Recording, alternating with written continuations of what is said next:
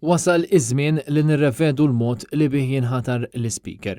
Dini id-dikjarazzjoni li tagħmel it-Times of Malta fl-editorjal tal-ħadd fejn tispjega kif matul is-snin prattikament il-persuni kollha li okkupaw din il-kariga sa minn meta twaqqaf il-Parlament fl-1921 kienu politiċi.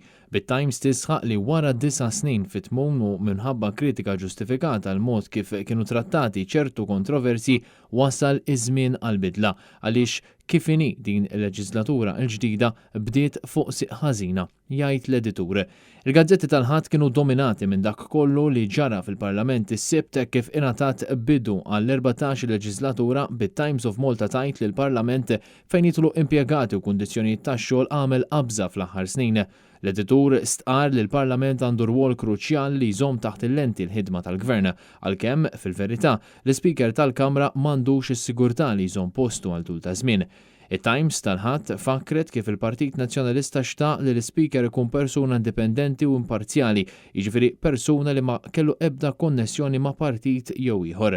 Hawnhekk l-editur tal-Gazzetta jsemmi diversi eżempji ta' parlamenti barra minn Malta li adottaw sistema simili għal dik li propona l-kap tal-Partit Nazzjonalista Bernard Grech.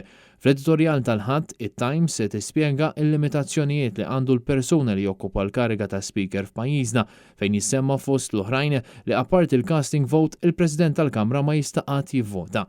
Fid-dawl ta' dan, fl-aħħar snin l-Speaker nata l-irwol li jmexxi l-House Business Committee u l-Kumitat tal-Standards. Bit-Times tfakkar fil-kontroversji li nqalgħu meta f'dan tal-aħħar kienu diskussi rapporti dwar Joseph Muscat u Rosien Cutajar.